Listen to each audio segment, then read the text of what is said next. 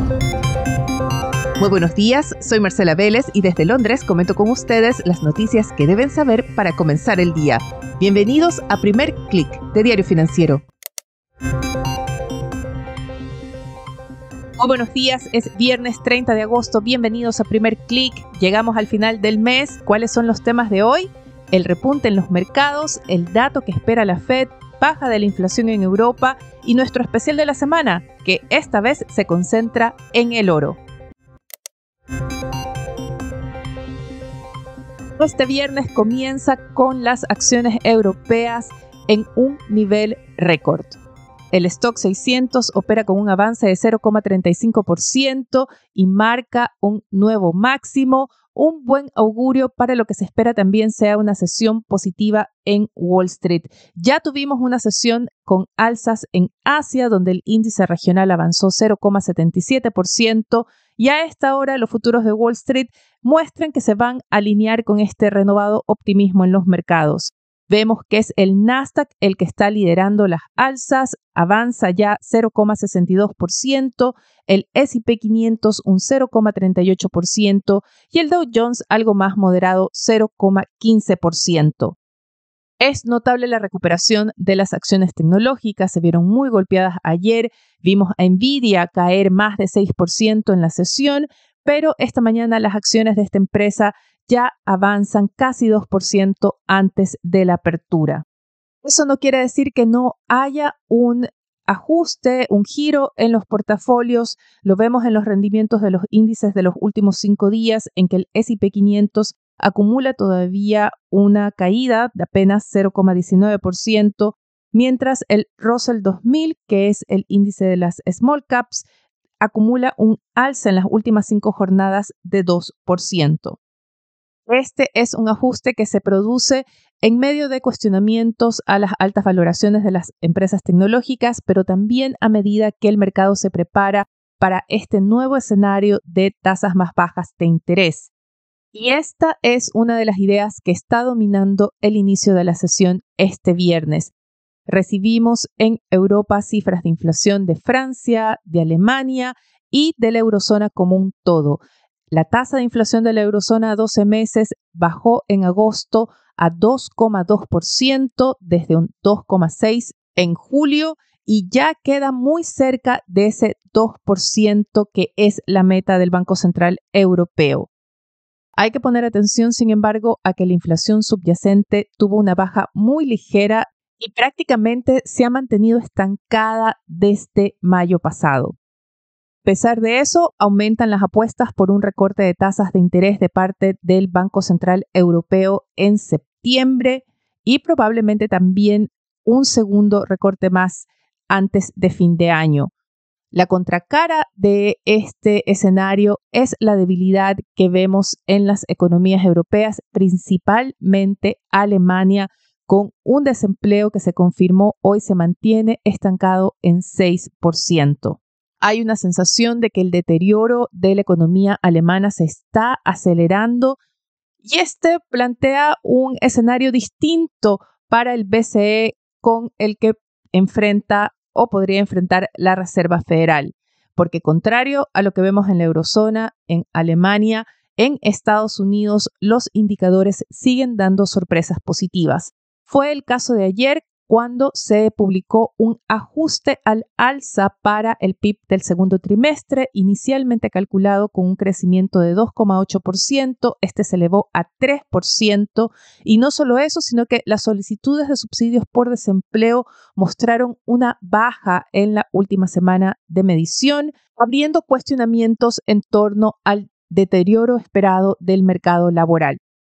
Hay cierta moderación en las apuestas en torno a cuánto va a recortar la Fed la tasa de aquí a fin de año. Sin embargo, todavía la mayoría del mercado ve recortes por 100 puntos base.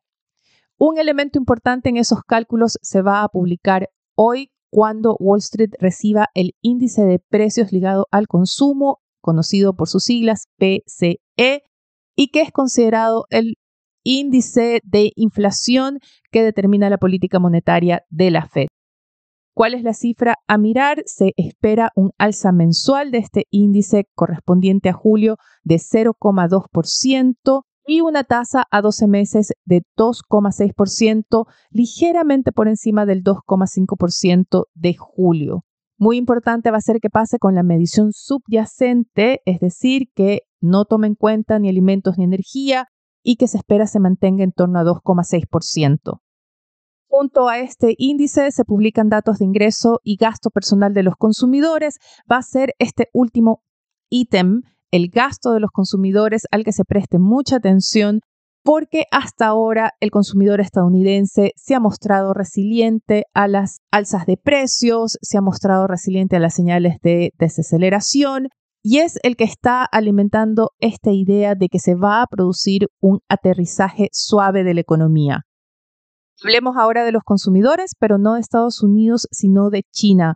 Bloomberg reporta que el régimen de Beijing estaría preparando nuevas medidas para aliviar la carga financiera de los consumidores chinos y con ello impulsar la demanda interna. El plan se enfocaría en dar oportunidades para renegociar créditos hipotecarios por un total de 5.400 millones de dólares. La idea es que los hogares puedan renegociar con tasas más bajas y esto libere liquidez para impulsar el consumo. Revisemos ahora el panorama cambiario. Vemos que el inicio de la sesión apunta a un buen escenario para el peso chileno y otras monedas latinoamericanas. El dólar frena sus avances, el índice global de la divisa opera con una ligera caída esta mañana y hace una pausa en ese repunte de los últimos días. Esto a su vez da más espacio a los commodities. Vemos una sesión mixta pero positiva para los metales, también para el petróleo. El crudo sube 0,30%. En el caso del cobre, el metal sube más de 1% en Londres y en el COMEX vuelve a superar los $4.20 por libra.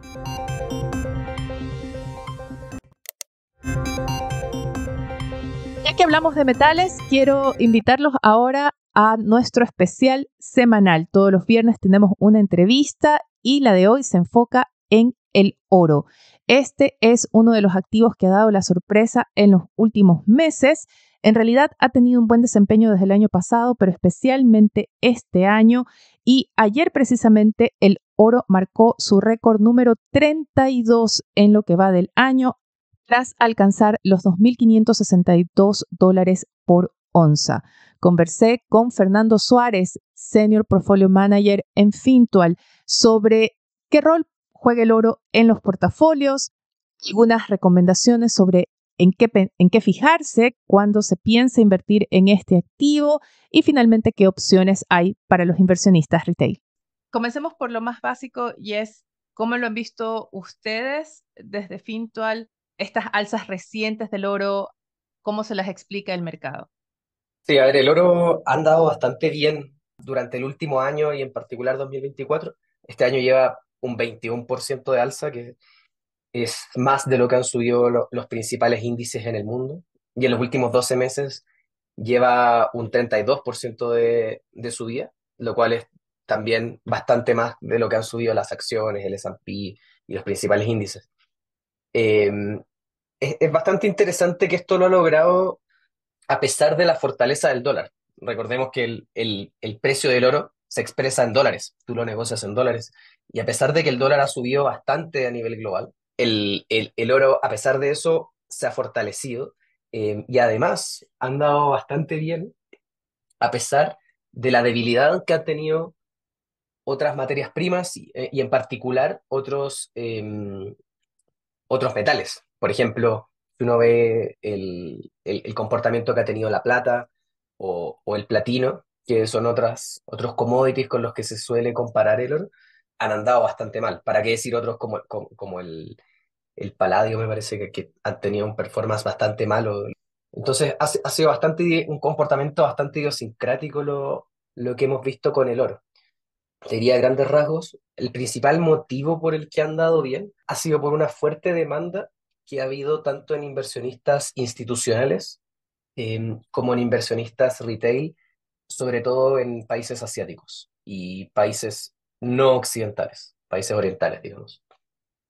Había también esta idea de que, al menos creo que era el año pasado o a inicios de este año, se me confunden un poco las fechas, reconozco porque Ujú. ya estamos entrando a septiembre y ya a estas alturas, no sé si fue 2023 o inicios 2024, pero se hablaba mucho de la demanda de los bancos centrales, especialmente de Sí. Asia. Había una fuerte demanda en bancos centrales en Asia. Todos han sido probablemente por motivos distintos. Hay algo que tiene que ver con la geopolítica, que han habido un alza en las tensiones geopolíticas y este es un activo de refugio que suele comportarse bien cuando hay tensiones globales, pero también hay motivos más idiosincráticos a cada banco central o a cada economía. Por ejemplo, en el caso de Rusia, tras las tensiones, bueno, tras la invasión de Ucrania y todo lo que ha sucedido posteriormente con eso, se le confiscaron sus reservas de divisas al Banco Central. Por lo tanto, tuvo que buscar algunos otros vehículos de inversión para poder mantener sus reservas y uno de ellos fue el oro. Otro ejemplo es China, que aparte del Banco Central, que lógica, o sea, aparte más que el Banco Central, porque no es una institución tan independiente como lo es en otras economías más desarrolladas, digamos el Estado como un todo, que mantiene ciertas tensiones con Estados Unidos, eh, ha estado prefiriendo cada vez invertir más en oro y menos en bonos del Tesoro de Estados Unidos, de manera de tener de no apoyar de manera indirecta a Estados Unidos comprándole la deuda. Pero no solo eso, sino que también los inversionistas retail, que históricamente han invertido mucho o gran parte de sus ahorros, cuando digo retail me refiero a personas naturales, que invierten, históricamente han invertido gran parte de sus ahorros en la bolsa local china de acciones domésticas y en el mercado inmobiliario chino. Y tanto la bolsa como el mercado inmobiliario chino han tenido episodios de bastante estrés financiero los últimos 3 años, por motivos distintos. En China sabemos que el mercado inmobiliario ha estado muy estresado, venía muy endeudado y ese desapalancamiento que se está dando ha traído una fuerte caída en los precios de las casas y ha hecho que las personas migren de invertir en activos inmobiliarios a demandar más oro. Lo mismo con la bolsa ha andado bastante mal los últimos años en China, sobre todo las acciones, bueno, tanto las acciones internacionales chinas como las domésticas, en parte por el cambio de tono que ha tenido el gobierno de ese país. Entonces, esas dos grandes clases de activos donde invertía tradicionalmente el inversionista retail chino, lo ha hecho, uno, volverse más averso al riesgo y dos, buscar una alternativa distinta a ello y eso ha sido el oro. Y hay otros países que también han estado aumentando su demanda por oro. Por ejemplo, Arabia Saudita ha sido uno de los grandes compradores de oro el último tiempo, en conjunto con Japón, que también por otros motivos. En el caso de Japón, por lo depreciado, por la fuerte depreciación que ha tenido su moneda. De nuevo, las personas invertían históricamente en acciones también, pero estas depreciaciones que ha tenido la moneda los han presionado o los han motivado, empujado a invertir un poco más en oro. Quiero tomar una palabra que mencionaste y fue refugio. Siempre se habla de los inversionistas, se van hacia activos refugio como el oro. ¿Cómo se explica este rol y qué papel juega en los portafolios este activo? El oro es uno de los instrumentos más antiguos, fue uno de los primeros, de las primeras formas de dinero por la civilización. Históricamente se ha utilizado para invertir en distintos tipos de portafolio. En general, lo que yo diría que hay que considerar a la hora de incorporar el oro como una inversión dentro de una cartera es, uno, bueno, provee liquidez. Es un instrumento financiero bastante líquido, es decir, si tú necesitas tener tu dinero pronto por algún motivo, el oro es muy líquido en los mercados internacionales, sencillo de vender sin impactar el precio. Lo segundo es que provee diversificación, es un instrumento que tiene cierto grado de descorrelación con, con los activos de riesgo, por ejemplo las acciones, y lógicamente la diversificación es algo que siempre es bienvenido a la hora de construir una cartera de inversiones. Otro elemento que es positivo del oro es que sirve como, históricamente ha funcionado como un seguro contra la inflación. En periodos en que hay presiones inflacionarias, el oro históricamente ha servido como protección, es decir, sube de precio o se aprecia en periodos donde la inflación ha sido alta, por ejemplo, los últimos años. que hemos visto un alza de la inflación no solo en economías desarrolladas, sino que también en países emergentes. Eso tiene que ver, lógicamente, con el hecho de que cómo se transa en dólares, si el dólar pierde valor por motivos inflacionarios, naturalmente el oro se vuelve más valioso. Y lo segundo es que tiene una cantidad de oferta limitada. No, no hay infinito oro en el mundo, sino que cada vez, de hecho, cada vez la ley va bajando, o sea, se va bajando la producción de oro a lo largo del tiempo, y eso hace que sea naturalmente deflacionario, o sea, que su precio suba con respecto al dólar. Ahora, algo importante a considerar desde un punto de vista de construcción de portafolios antes de invertir en oro es que si bien es un activo refugio y además protege contra la inflación, es un activo que es volátil, ¿sí? O sea, invertir en oro tiene más o menos una volatilidad similar a la que tienen las acciones, ¿ya? Por lo tanto, uno puede tener pérdidas de corto plazo, y tiene que incorporar eso dentro de los cálculos que tenga que hacer a la hora de determinar el riesgo que quiere, el riesgo total que uno quiere tomar a la hora de construir una cartera. Pero considerando que estamos avanzando, y no hablamos de los mercados latinoamericanos, porque ahí estamos viendo un ligero aumento de las presiones inflacionarias, pero en el mundo desarrollado, específicamente Estados Unidos, todo apunta a que entramos a un proceso de baja de inflación. Vamos a ver ahora recortes de tasas de interés. ¿Cómo habla ese escenario entonces eh, para el oro como activo, y hace sentido no incorporarlo hoy a los portafolios? Ya. A ver, el oro, igual que creo que es como el corolario de lo que hemos conversado en estos minutos. Al igual que cualquier activo financiero, se explica multifactorialmente, ¿no? No solo, su rendimiento no solo se explica por un motivo. Por un lado, anda bien cuando la inflación sube, ¿no es cierto? Pero también anda bien cuando hay episodios, por ejemplo, de una alza en las tensiones geopolíticas. También, pues, y también tiene esta otra componente que tiene que ver con la oferta-demanda. O sea, si hay algo que aumente la demanda por oro, por poner un ejemplo muy burdo, si la gente quiere, por alguna razón, se ponen de moda los collares de oro, eso también va a hacer que suba el precio del oro independiente de cómo ande la inflación.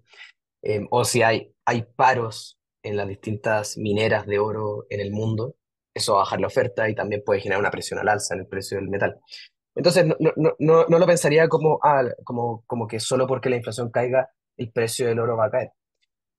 Eh, A mí me da la impresión de que los motivos que están moviendo últimamente al oro fuertemente son dos. Uno, el alza de las presiones inflacionarias que hubo durante los últimos años, pero también estos otros motivos eh, que están impulsando la demanda en países asiáticos que tienen que ver con otros factores, ¿no es cierto? Que tienen que ver con que la bolsa china anda mal, con que el mercado de real estate en China anda mal, con que la moneda de Japón está acá, se ha venido depreciando, con las restricciones que ha tenido Rusia, etcétera. También ha tenido mucho que ver con los déficits presupuestarios que han traído y déficit de cuenta corriente en general, que han tenido países desarrollados como Estados Unidos o Reino Unido, que hace que se vuelva menos atractivo invertir en bonos del tesoro, ¿no es cierto? Tú no quieres invertir en un bono del tesoro en que le estás prestando dinero a Estados Unidos, que Estados Unidos cada vez gasta más como Estado y tiene menos ingresos, ¿no es cierto? Entonces, todos esos factores que no tienen tanto que ver con la inflación también están afectando el alza en el precio del oro. De aquí al futuro, a mí me da la impresión de que muchos de esos factores no van a cambiar. ¿Ok? O sea, aparentemente la crisis inmobiliaria en China no se ve que vaya mejorando en el margen.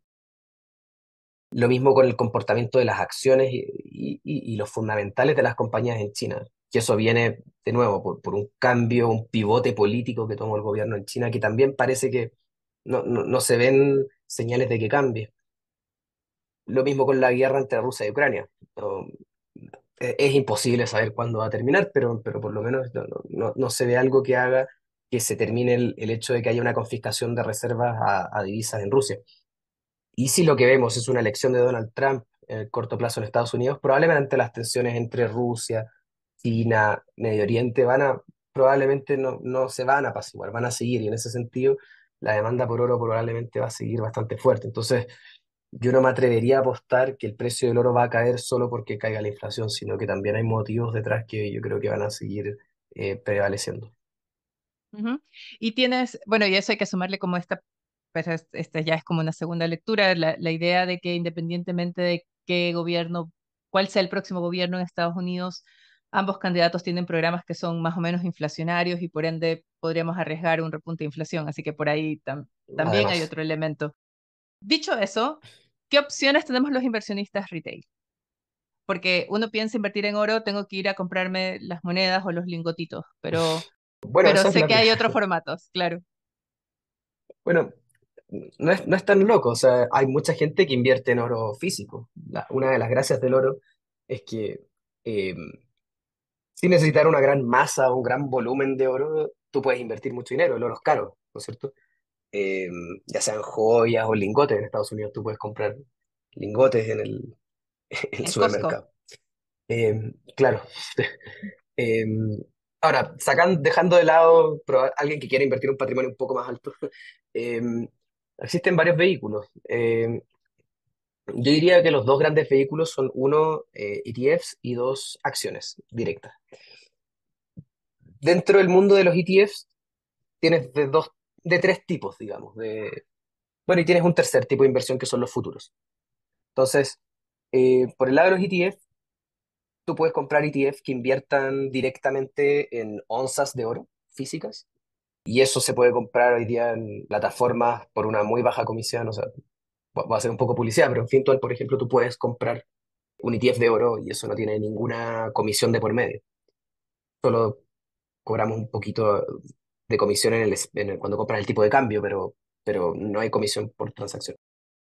También tienes ETFs de compañías de oro. Por ejemplo, el oro tiene ese problema de que no genera un flujo de caja. ¿Ok? Tú compras un lingote de oro y eso no te va a generar un dividendo, ni un cupón, ni un interés, ¿no es cierto? Pero tú lo que sí puedes comprar son acciones de compañías mineras de oro y esas compañías sí tienen dividendos, ¿no es cierto? Entonces, hay ETFs que invierten en compañías de oro y eso es para las personas que aprecian tener tal vez alguna suerte de flujo periódico puede interesarles. Y lo otro es comprar ETF también que inviertan por medio de futuros, pero es básicamente algo muy similar al primer caso que sería invertir en ETF que compran oro físico. Y lo segundo es comprar todos esos mismos instrumentos de manera directa, o sea, de nuevo, entrar a alguna plataforma, de nuevo, en Fintual también es posible hacerlo, comprar compañías de oro que sean mineras de oro, em, o hay otras plataformas en las que tú puedes comprar directamente futuros de oro si es lo que tú quieres. ¿Qué hay que tener en consideración al momento de decidir? En general, nosotros somos súper eh, zen y aburridos. Eh, en ese sentido, para invertir, nosotros siempre lo que recomendamos a las personas es que inviertan en una cartera que esté lo más diversificada posible, que esté acorde a su nivel de riesgo y que pague la menor cantidad de comisiones. Eso es lo que la evidencia empírica muestra, eh, que es lo mejor para invertir para cualquier persona. Ahora, si uno tiene alguna visión o sencillamente le gustaría tener oro porque tiene sus motivos personales y quiere comprar. Lo importante siempre es invertir en algo que tenga la menor cantidad de comisiones, ojalá un ETF. El oro es un commodity, entonces probablemente entre comprar un ETF y otro no va a haber una gran diferencia en el comportamiento del precio, por lo tanto invertir en un instrumento que sea uno que tenga bajas comisiones, dos que tenga un alto volumen transado de manera de pagar pocos costos de transacción, tres, que ojalá sea un vehículo grande, que tenga un market cap grande de nuevo, porque eso es un indicativo de la liquidez del producto. Yo creo que eso es lo más relevante. Ahora, a la hora de incorporarlo en un portafolio, nosotros nos recomendamos tener un portafolio de solo oro. ¿Sí? Yo creo que puede ser agregado, de nuevo, como un componente que te protege contra la inflación, que te provee diversificación, pero no creo que sea eh, algo que debiese ser una componente estructural de la cartera de inversiones de una persona, sino que es más que nada un flavor que uno le puede dar en base a su visión y en base a lo que uno espera de la demanda por oro en el futuro. Antes de despedirme, quiero revisar con ustedes la agenda que tenemos para hoy, más allá de la publicación de datos en Estados Unidos. En Chile, el INE publica esta mañana cifras de producción industrial, de cobre, de manufacturas y también la actividad del comercio a julio. En Colombia tendremos datos de desempleo y por la noche en China se publicará la medición estatal del índice PMI de manufacturas que podría mover los mercados ya hacia la apertura del lunes. Muy importante, la agenda comienza con datos en Brasil. Se publican datos de desempleo y de deuda pública a julio. Este último ítem es importante. El mercado está presionando para que el gobierno de Luis Ignacio Lula da Silva dé más señales de ajuste fiscal. Hubo movimientos importantes ayer en la bolsa de Brasil. Vimos una fuerte caída, pero también vimos movimientos en el mercado cambiario después de que el Banco Central realizara una segunda intervención desde abril de 2022 con la venta de 1.500 millones de dólares.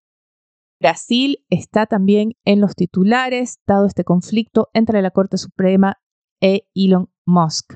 Ayer ya la Corte ordenó además el congelamiento de las cuentas de la firma Starlink, argumentando que busca asegurar el pago de las multas impuestas a la red social X.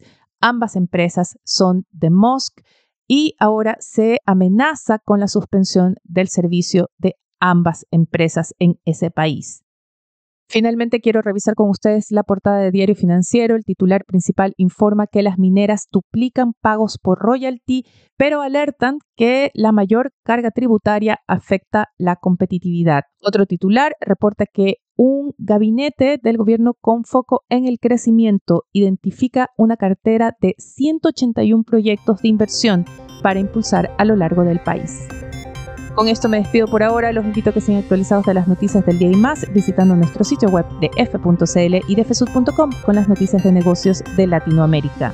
No dejen de darnos su calificación, su comentario en cualquiera sea la plataforma que estén escuchando este podcast. Eso nos va a ayudar a crecer.